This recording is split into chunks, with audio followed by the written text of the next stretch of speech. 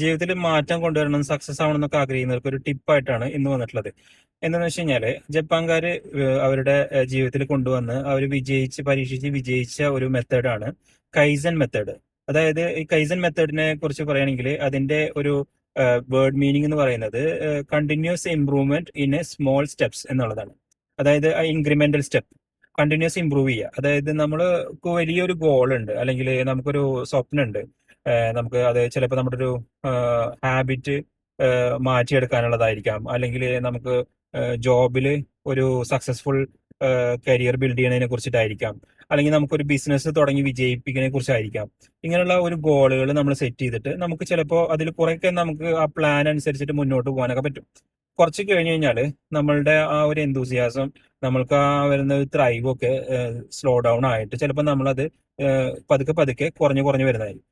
അത് എന്തുകൊണ്ടാന്ന് വെച്ച് കഴിഞ്ഞാൽ നമ്മളിതെല്ലാം ഒറ്റ സ്ട്രെച്ചിൽ നമുക്കിത് അച്ചീവ് ചെയ്യണം എന്നുള്ള ആഗ്രഹം നമുക്കുള്ളത് കൊണ്ട് നമ്മളിതെല്ലാം നമ്മൾ ലോഡ് എടുത്തിട്ട് നമ്മളിത് വേണ്ടിയിട്ട് ശ്രമം നടത്തും. പക്ഷെ പലപ്പോഴും ആ ശ്രമം നമുക്ക് വലിയൊരു ഭാരമായതുകൊണ്ട് നമുക്ക് അതിലേക്ക് മൈൻഡ് അപ്രോച്ച് ചെയ്യാനോ നമുക്ക് അതിലേക്ക് പോകാനുള്ള മടി വന്നു തുടങ്ങും.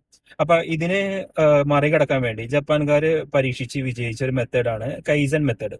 അതെന്താന്ന് വെച്ച് കഴിഞ്ഞാല് ഈ വലിയൊരു ഗോൾ സെറ്റ് ചെയ്തതിന് ശേഷം അതിനെ ചെറിയ ചെറിയ ടാസ്കുകളായിട്ട് മുറിച്ചു വെക്കുക. അതായത് അവരതിനെ ചെറിയ ചെറിയ ടാസ്കുകളാക്കി കാറ്റഗറൈസ് ചെയ്യും. ഇന്ന സമയത്തിൽ ഞാൻ ഇത് അച്ചീവ് ചെയ്യും എന്നുള്ള ലെവലിൽ. അപ്പൊ എന്ന് വെച്ച് കഴിഞ്ഞാൽ ഇപ്പോൾ ഒരു ബുക്ക് വായിക്കുകയാണെങ്കിൽ തന്നെ, അതായത് ഞാൻ ചെറിയൊരു എക്സാമ്പിൾ പറയാണ്, അതിന് ഇത്ര പേജ് ഞാൻ വായിക്കുന്നത്, അല്ലെങ്കിൽ ഒരു വെയിറ്റ് ലോസിനെ കുറിച്ചിട്ടൊരു ടാർഗറ്റ് ഇടുകയാണെന്നുണ്ടെങ്കിൽ ഞാൻ ചെറിയ ടാർഗറ്റ് ആദ്യം ഇടുക, പിന്നെ അതിനെ കുറിച്ച് ഇമ്പ്രൂവ്മെന്റ് ചെയ്യുക. അതേപോലെ ഒരു ബിസിനസ് ആണെങ്കിൽ ആ പ്ലാന് നമ്മൾ വർക്കൗട്ട് ചെയ്തതിനു ശേഷം അതിൽ ചെറിയൊരു കാര്യം ഒരു ദിവസം അതിന് വേണ്ടിയിട്ട് ഒരു ചെറിയൊരു കോൺട്രിബ്യൂഷൻ നമ്മൾ ചെയ്യുക. അങ്ങനെ കൊണ്ടുവന്ന് നമുക്കൊരു ജീവിതത്തിൽ ആ കാര്യം അച്ചീവ് ചെയ്തെടുക്കുമ്പോൾ ഉണ്ടാവുന്ന സക്സസ് നമുക്ക് സെലിബ്രേറ്റ് ചെയ്യാൻ പറ്റും.